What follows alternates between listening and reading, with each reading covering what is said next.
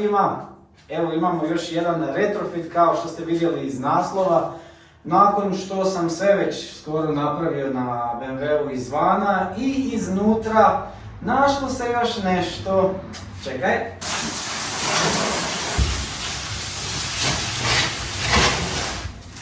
A šta je to? Sad ćemo vidjeti. Evo ga, to je bilo u kutiji. Idemo napokon i u crno nebo, kad je sve unutra već sređeno. M volan, M iz M4 onaj ekran, papučice, tepisi, ne znam što već nisam stavio iz M serije unutra, iz M4 također. Evo napokon došli smo i u crno nebo. Da bi to ugradili prvo treba skinuti ovo staro, pa ću vam sad pokazati proceduru skidanja na F30 seriji, na F32 seriji. Uvijek je to isti princip, sličan, jako jednostavno i pogledajte sad kako se to radi. Pa da pogledamo kako auto trenutno izgleda iznutra, osim što je malo prljav. M Performance tepisi i alu pedalice i volan i ekran. Ali kad pogledaš gore, jao, ovo sivo nebo. Baš me to živciralo i ovi sivi štokovi. Ali to će se srećom sada promijeniti isto. Demontaža kreće od ovoga.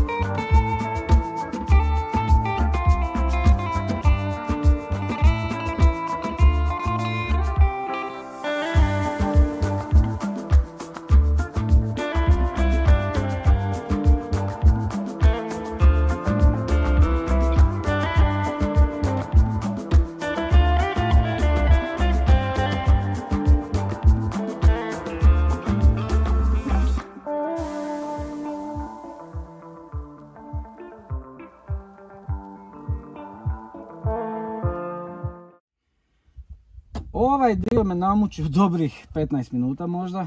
Evo, što se trebalo napraviti, velikim šrafcigerom sam iz ovog smjera prema tamo otkopčao ovu i ovu. Ovu sam čak istrgao kopčicu, ali sad znam, dobro, na drugoj crnoj imam novu. Nakon što sam iskopčao te dvije, odozgora se samo povuče. Ali ova je bila problem. Morao sam od ovuda gurnut da bi je dotaknuo i zavrtio da bi iskočila. E sad kako skinuti ovo sa toga, dole vidite pod nogama, ovaj poklopčić moram skinuti i odšarafiti pojas i on ide van i to je to.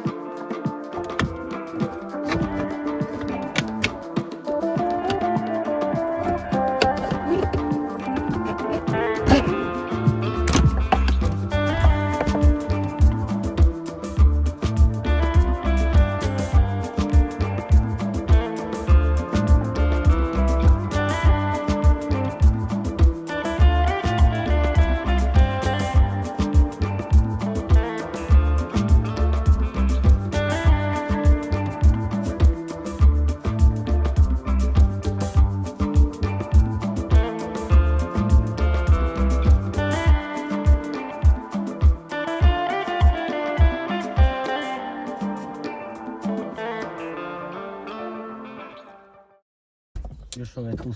Još ove dvije kukice s lijeve i desne.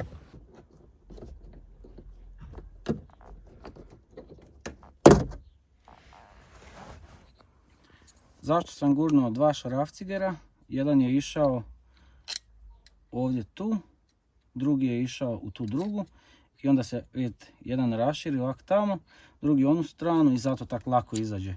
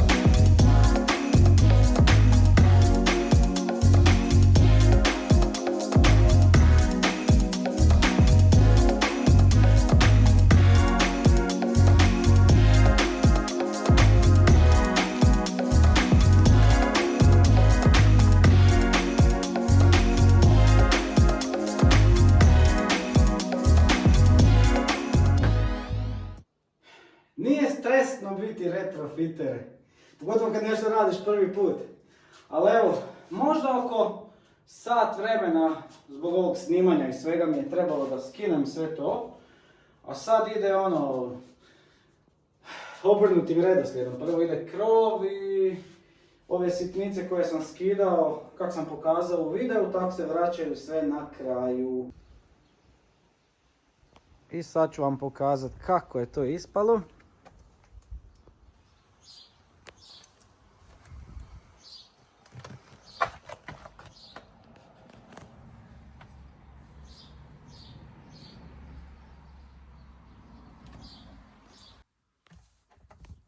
I evo, došli smo do kraja videa.